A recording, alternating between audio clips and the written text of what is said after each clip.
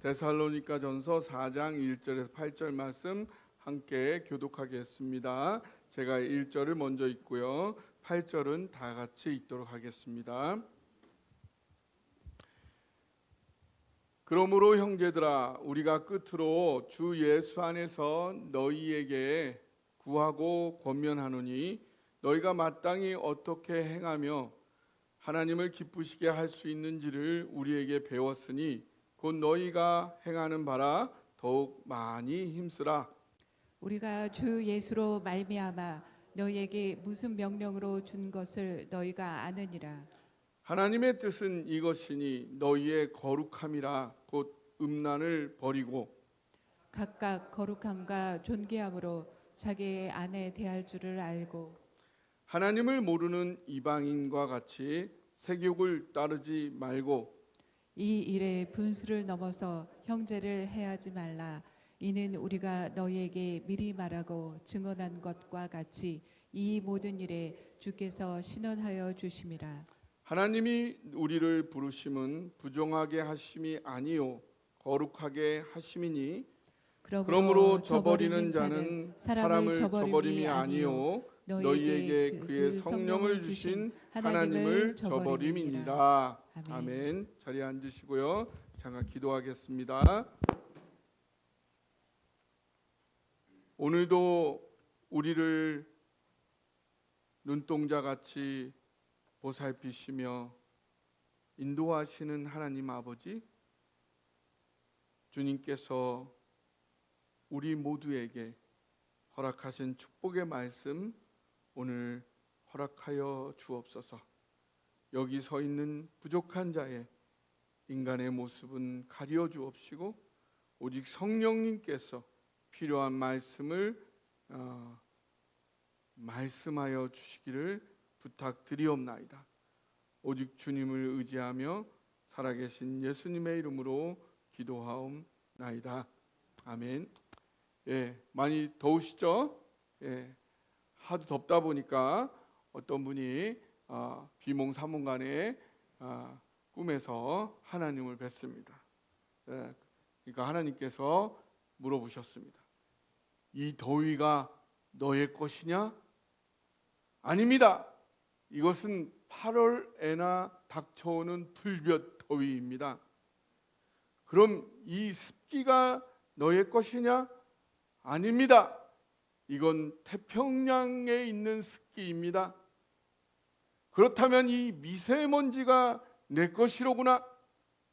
아닙니다. 이것은 중국 것입니다. 아주 정직한 한국인이로구나. 셋 다 한번 견뎌보도록 하여라 라고 하셨다고 합니다. 어떻게 셋 다 견디시기 많이 힘드시죠? 이 또한 지나가리라. 곧 지나갈 것입니다.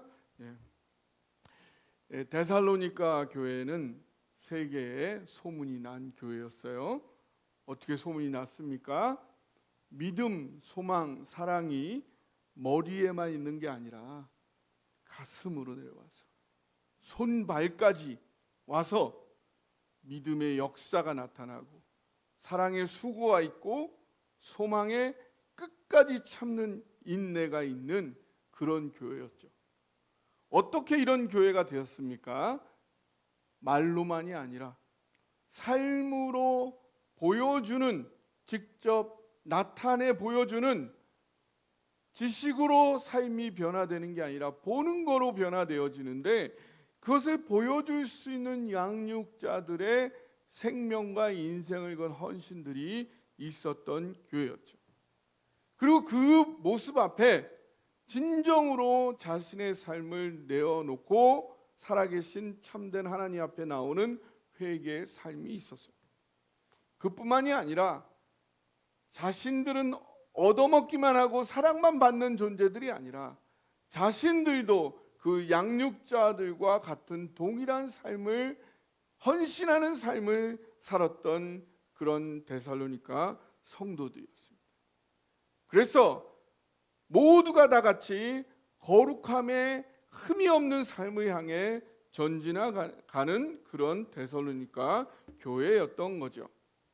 이런 모습을 그 복음의 본질과 하나님의 역사와 그들의 관계를 하나님의 관점에서 정리한 이후 사도 바울은 이제 결론적으로 여기 1절에 보니까 끝으로라는 말이에요. 끝으로라는 말은 결론으로서 이제 그런 하나님의 인도하심을 봤을 때 우리는 어떤 삶을 살아야 하겠느냐.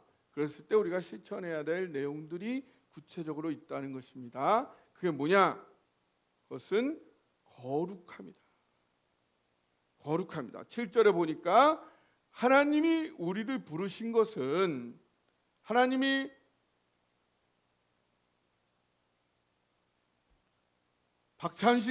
박찬인 권사님, 저는 이렇게 부르지만 하나님은 그냥 이름을 부르시겠죠. 이렇게 부르시는 것은 왜 불렀냐? 무엇을 위해 불렀어요? 7절에 우리를 부르심은 부정하게 하심이 아니요 거룩하게 하심이라 그랬어요. 여기서 부정이란 말이 뭐냐면 아카타르시아예요. 카타르시아 어디 들어본 것 같지 않아요? 카타르시스라고 그러죠. 카타르시스. 이게 무슨 뜻이냐면 정화되었다는 뜻이에요. 어떤 사건, 어떤 영화를 보면 내가 눈물이 확 흘리면서 마음이 전에 근심 걱정 착 사라지면서 다시 한번 내 마음이 온전하게 한 부분으로 집중이 되어지는, 우리가 예배를 드리고 나면은 모든 마음이 한쪽으로 쫙 집중이 되어지는 이런 카타르시스인데 아카타르시스, 그러니까 아가 붙으면 뭐예요? 반대가 되는 거예요. 마음이 깨끗하지 않다. 그걸 위해 부르신 게 아니라는 거예요. 뭘 위해서? 거룩함을 위해서, 완전한 깨끗함을 위해서 부르셨다는 거예요. 그런데 거룩한 삶을 위해 가장 중요한 게 무엇이냐? 오늘 무엇을 많이 얘기하고 있어요? 성생활을. 거룩한 삶을 위해서 성생활이 굉장히 중요하다. 누구 말씀이에요? 하나님이 사도 바울을 통해서 하시는 말씀입니다. 우리의 거룩한 삶을 위해서는 성생활이 너무 중요하다. 그러니까 구체적인 이야기를 할 때 사도 바울이 처음으로 한 얘기가 그 얘기를 하는 거예요. 왜 이렇게 성생활이 중요하냐? 이거를 우리가 성경적으로 한번 정리를 해볼 필요가 있습니다. 성경적으로 이 성이라는 건요, 가장 고귀한 행위, 사람이 사람에게 할 수 있는 가장 고귀한 행위가 이 성이에요. 왜 그러냐? 요한복음 17장 3절에 보니까 영생은 곧 유일하신 참 하나님과 그의 보내신 자 예수 그리스도를 아는 거라 그랬어요. 그래서 안다는 말이 기노스코라는 헬라어가 쓰였어요.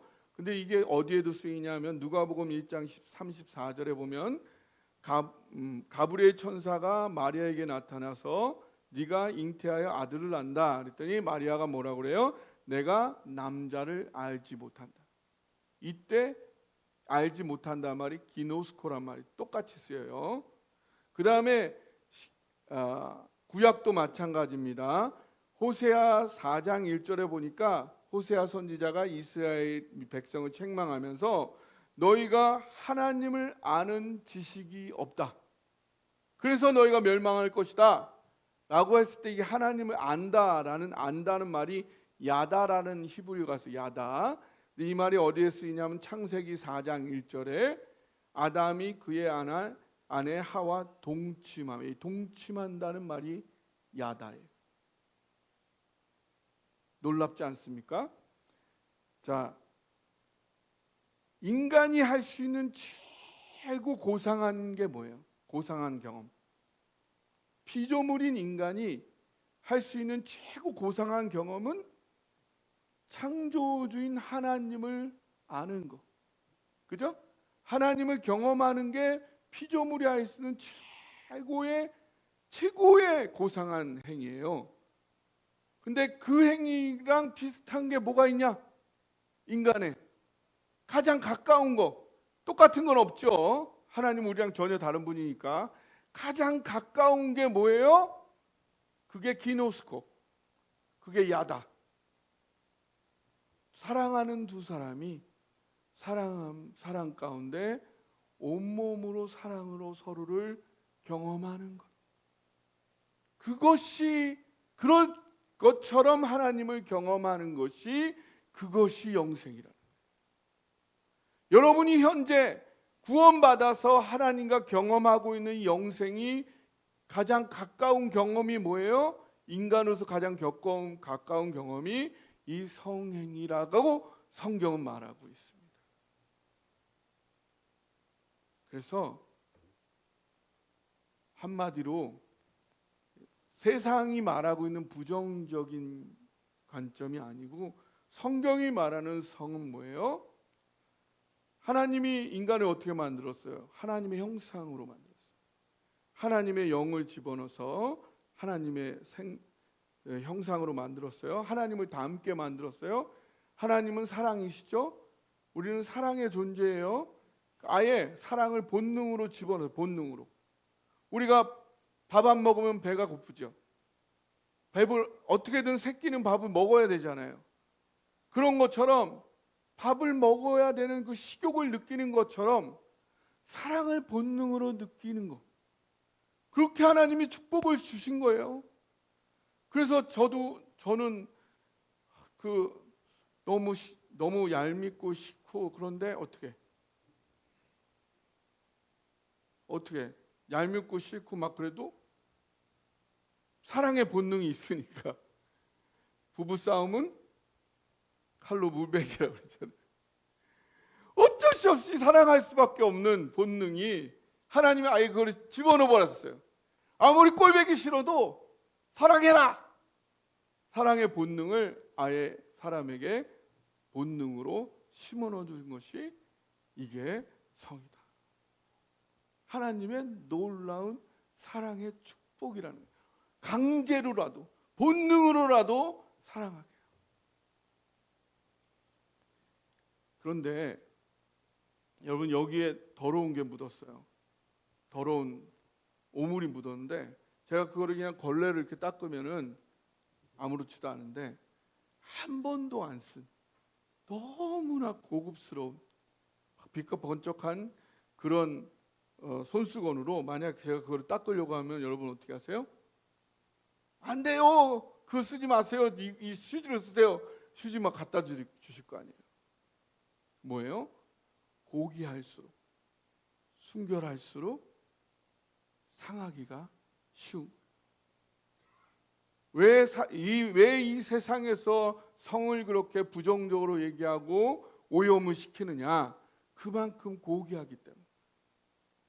그리고 성은 본능으로 하나님이 심어준 거라서 인간의 모든 삶에 다 연결되어 있고 영향을 주게 돼 있어요. 그래서 사단은 이 성 하나만 부정적으로 오염을 시켜버리면 인간의 모든 게 다 부정적이 된다. 인간이 하는 모든 행동이 다 부정적이 된다는 걸 알기 때문에 가장 먼저 성을 공격하고 오염시키고 왜곡시키고 부정적으로 느끼게 만드는 거예요.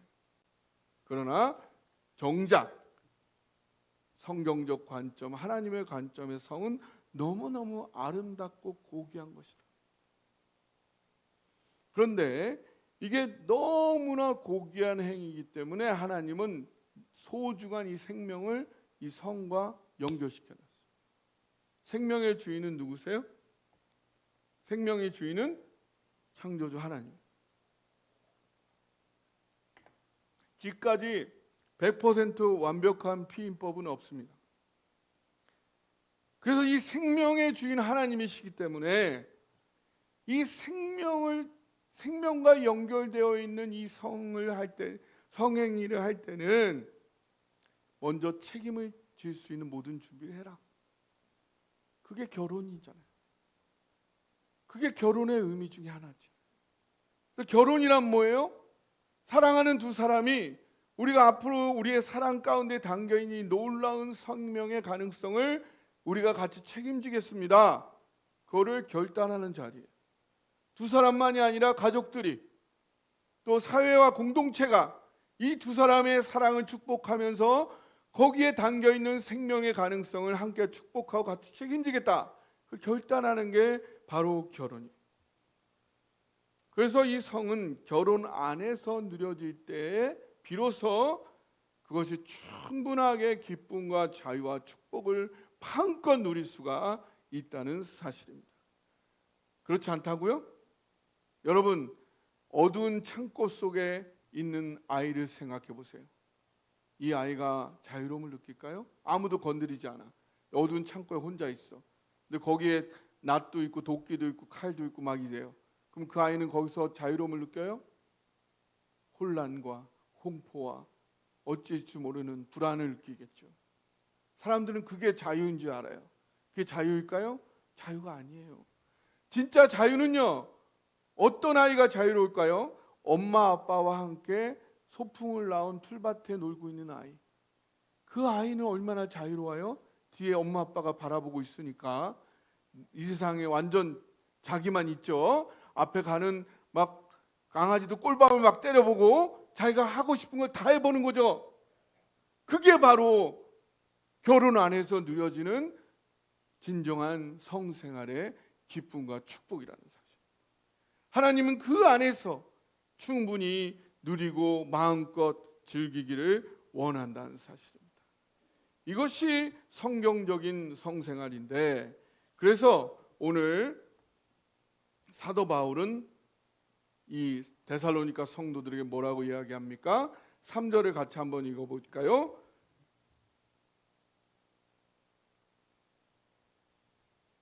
시작.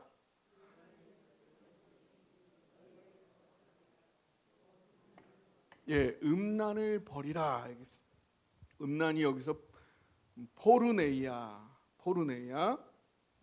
포르노랑 같은 어원이에요. 이 포르네이아, 이거는 뭘 말하냐? 모든 혼외 정사, 결혼 밖의 성행위를 가리키는 거예요. 이것을 버려라.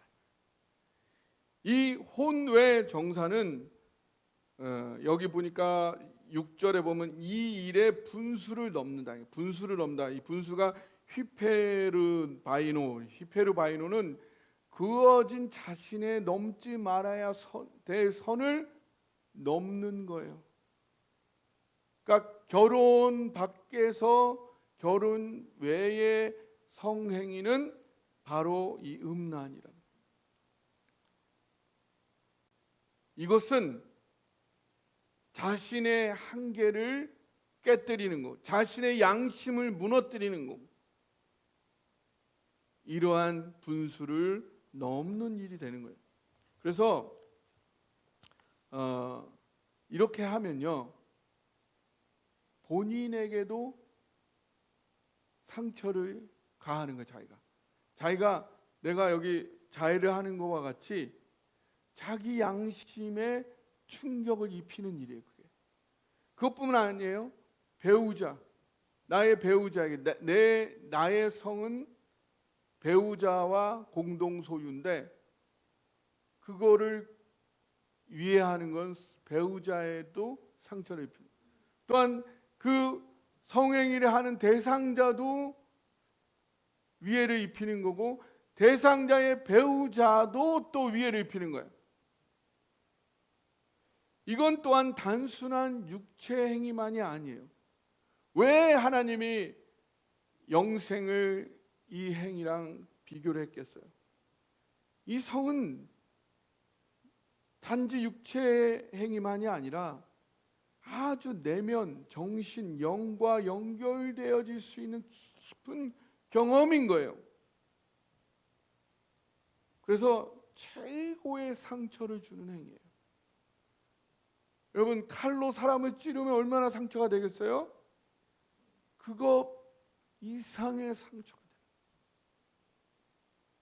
그 상처를 주는 행위, 나에게도 주고 배우자에게 주고 상대방에게 주고 상대방의 배우자에게 주는 이런 행위라는 것입니다. 8절에는 뭐라고 얘기했어요? 8절 같이 읽어볼까요? 시작. 그러므로 저버리는 자는 사람을 저버림이 을 주신 네, 하나님을 대적하는 행위. 왜요? 하나님이 그어놓으신 한계예요. 하나님이 그어놓으신 그 한계를 깨뜨리는 것입니다. 그래서 이 음란의 행위는요, 너무 큰 상처이기 때문에 그 결과와 아픔이 당연히 결과로 따라오게 말이에요. 여러분, 여기 활활 타오르는 숯불이 있어요. 숯불이 활활 타오르고 있는데 그걸 활활 타오르는 거 알면서 그걸 손으로 짚었어. 그러고도 무사하기를 바라세요? 그런 거와 같은 거예요. 여러분이 음란을 우리가 혹시라도 한다면 바로 이 활활 타오르는 숯불을 내가 맨손으로 만지는 거와 같은 거예요. 하나님이 내가 회개하고 하나님이 용서를 하셔도 여러분, 내가 숯불을 만졌어요. 그래서 화상을 입었어요. 치료를 받죠. 치료를 받아도 흉터가 남겠죠. 결과가 남겠죠. 그런 거예요. 아주 치명적인 것입니다.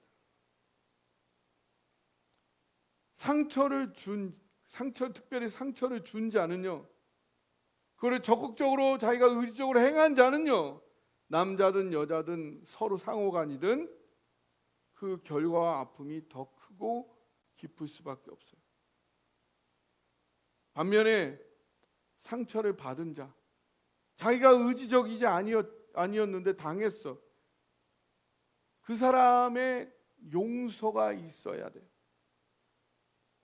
그걸 행한 사람은 그 용서가 있어야 이 부분에서 자유해질 수 있는 그런 조건이 형성되는 거예요.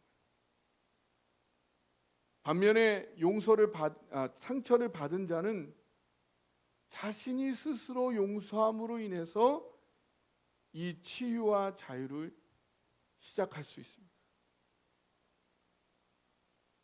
그랬을 때 이 사람은 생각해야 될 것은 뭐냐면, 내가 상처받은 것 큰 상처예요.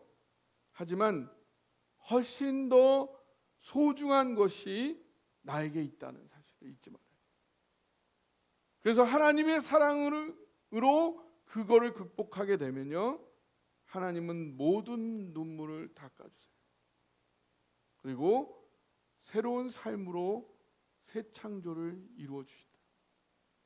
그렇게 되면 아무리 큰 상처라도 내가 행한 것이 아니라 당한 경우에는 내가 그 사람을 용서하게 된 이후에 거기서 자유해지면서 그냥 털어버리면 없어질 정도의 먼지 정도로 그 영향이 작게 남게 되는 것입니다.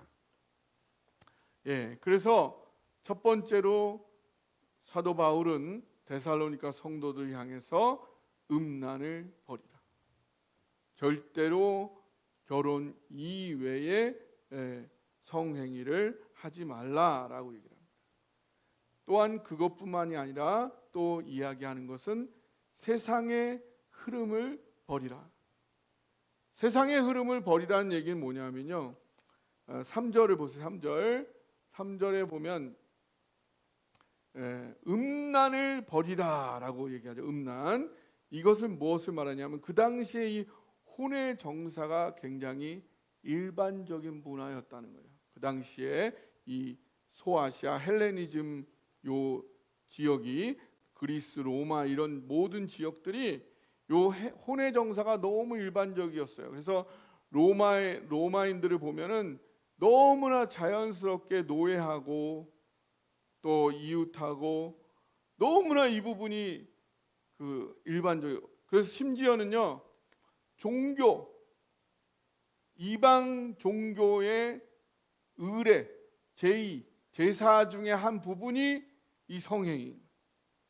너무나 이 부분이 당연한 걸로 여겨지니까 그것을 떠나라. 어쩌면 지금 이 시대에 이 세상의 문화도 이럴지 모르겠습니다. 그러나 그것은 하나님이 전혀 기뻐하지 않는, 숯불이 벌벌 헐헐 타고 있는 그 숯불을 손으로 만지는 것과 같은 분명한 큰 어려움이 있는 해를 일부러 감수하는 이런 어리석은 일이 된다는 것입니다. 그 다음에 5절에 보니까 5절에는 뭐라고 얘기합니까?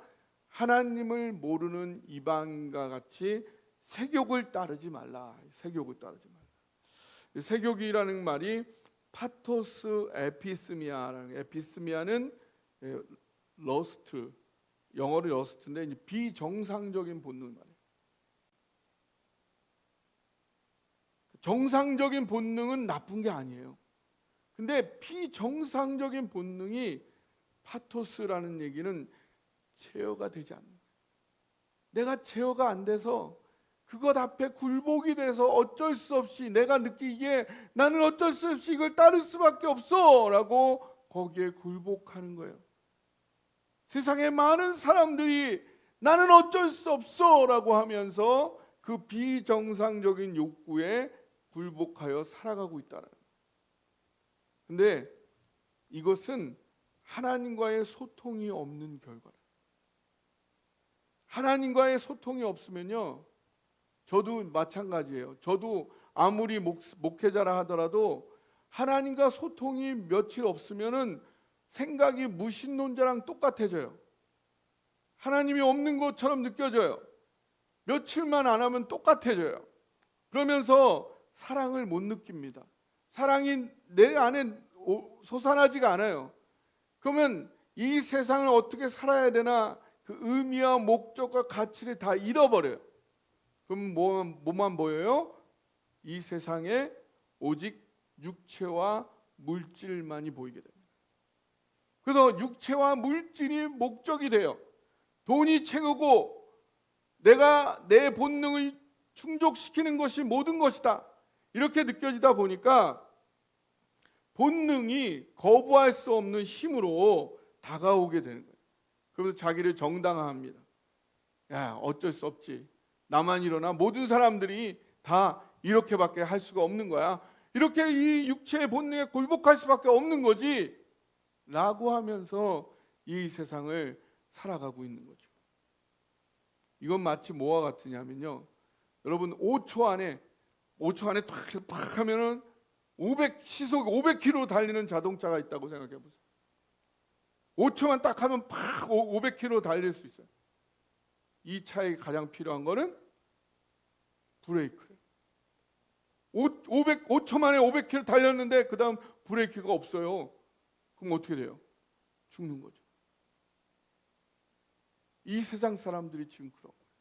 한국 사람들이 지금 그런 거예요. 세계에서 가장 많은 부와 모든 지혜와 지식과 이런 것들 다 누리고 있는데 그거를 제어할 수 있는 게 없는 거예요. 무한한 정신적 능력을 가진 인간이 본능에 사로잡히는 거예요. 육체만 아는 거예요.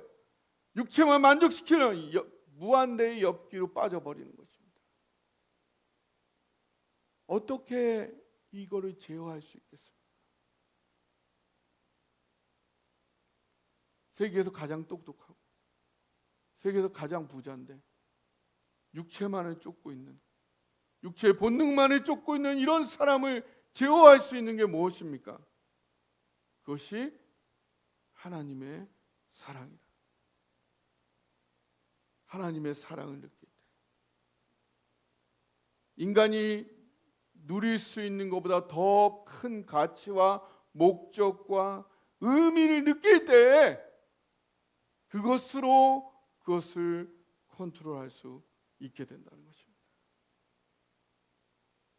그래서 색욕을 따르지 말라는 얘기는 반대로 말하면 사랑의 하나님을 떠나지 말고 지속적으로 매일매일 순간순간 소통하며 살아가라.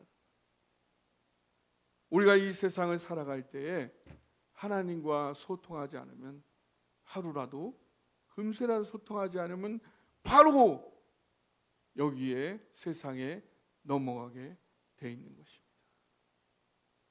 그 다음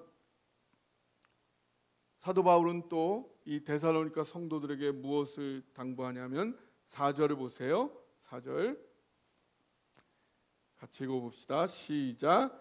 각각 거룩함과 존귀함으로 자기 아내 대할 줄을 알고.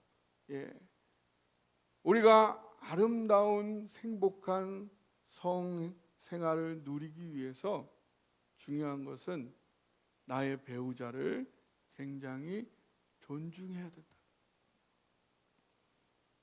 이 아내라는 말이 스케우스인데 여기 그릇이란 뜻이에요. 그릇이라고 해가지고 수단으로 생각하면 안 돼. 단순한 수단으로 대하지 말라. 근데 아내만 그릇이 아니에요. 남편도 그릇이에요. 질그릇이라고 사도 바울이 그랬죠. 우리 모두가 다 질그릇이다. 질그릇은 깨져요, 안 깨져요? 깨져요. 다 약해요. 근데 베드로전서 3장, 요즘 제가 컴퓨터가 없어가지고 약간 좀 정확하게 해놓지 않으면은, 근데 3장 7절에 보니까 아내를 더 연약한 그릇이라고 했어요. 소중히 다뤄야 돼요. 제가 우리 권사님들 커피 타드리다가 잔도 하나 깨놓았고 받침대도 하나 깨먹었는데, 아주 예쁜 커피 잔일수록 잘 깨지더라고요. 그래서 연약한 그릇이라는 건 아주 소중하고 예쁘다는 거죠. 그래서 소중히 다뤄야 한다. 여기서 거룩함과 존귀함이에요. 존귀함은 티메라는 건데 같이 있다. 같이 있는, 막대하지 말고 같이. 이거는 남자분이 여자분이 대할 뿐만 아니라 여자분도 남자분을 그렇게 서로 더 연약한 그릇처럼 소중하게 대해요. 우리 서로 고백해 봅시다. 나보다 더 연약하고 소중하고 귀한 존재, 당신을 사랑합니다. 다시 한번. 나보다 더 연약하고 소중하고 귀한 존재, 당신을 사랑합니다. 어떻게 내가 소중히 여기고 존귀하게 여기지 않는 사람을 진정으로 사랑하며 진정한 마음으로 깊게 교류하며 성생활을 할 수 있겠습니까? 바로 나의 배우자를 마음껏 사랑할 수 있는 그런 삶이 바로 거룩한 삶이라는 것입니다. 하나님은 우리를 거룩함으로 부르셨어요. 이 거룩한 삶이라는 것은 성을 부정하는 게 아닙니다. 본능을 부정하는 게 아니에요. 결혼을 부정하는 것도 아니에요. 그건 결코 하나님의 뜻이 아닙니다. 그걸 부정하면 그건 불가능한 일이에요. 사람으로서 불가능한 일이다 보니까 오히려 불가능한 거를 하려고 하다가 오히려 더 비정상으로 흘러가잖아요. 우리 천주교 신부님들처럼. 그게 하나님 원하시는 진짜 뜻이 아니라는 것입니다. 그렇다고 해서 절제되지 않는 비정상적인 욕구를 마음껏 추구하는 그것도 아니라는 것입니다. 그러면 하나님이 부르신 우리의 거룩한 삶의 모습은 뭐냐? 사랑이신 하나님과의 정상적인 소통을 하게 되면요, 하나님의 사랑을 느끼면서 우리 안에 자연스러운 사랑의 본능이 느껴지고 그 욕구가 살아난다는 겁니다. 그 욕구가 발현된다는 거예요. 이 성의 욕구가 나쁜 게 아니고요, 사랑의 본능이에요. 하나님이 심어주신 것이고 좋은 것입니다. 그것이 발현된다는 거예요. 단 그 성에는 하나님의 놀라운 생명의 가능성들이 담겨있고 하나님이 그어놓은 선이 있기 때문에 그 생명에 대한 책임, 그 한계, 결혼 안에서, 그래서 그 사랑에서 우러나오는 배우자에 대한 소중함과 존귀함과 거룩함을 인정하면서 마음껏 사랑하는 성을 누리는 삶, 그것이 하나님이 우리를 부르신 거룩함이라는 것입니다. 할렐루야. 잠언 5장 11절 19절에 이렇게 우리에게 권면하고 있습니다. 너는 내 우물에서 물을 마시며 내 샘에서 흐르는 물을 마시라. 어찌하여 내 샘물을 집 밖으로 넘치게 하며 내 도랑물을 거리로 흘러가게 하겠느냐. 같이 읽어보실까요? 17절. 그 물이 내게만 있게 하고 타인과 더불어 그것을 나누지 말라. 내 샘으로 복되게 하라. 내가 젊어서 취한 아내를 즐거워하라. 그는 사랑스러운 암사슴 같고 아름다운 암노루 같으니 너는 그의 품을 항상 족하게 여기며 그의 사랑을 항상 연모하라. 아멘. 이것은 남자에게도 해당되지만 여자분들도 자기 배우자를 이렇게 생각하셔야 됩니다. 하나님께서 부르신 거룩한 삶이라는 것은 마음껏 사랑하는 행복한 삶인 것입니다. 이런 삶을 여러분도 사시고 자녀들도 이런 삶을 거룩하게 마음껏 행복하게 사랑하며 살 수 있도록 축복하시고 기도하시기를 바랍니다. 오늘 이 말씀 가지고 함께 기도하기를 원합니다.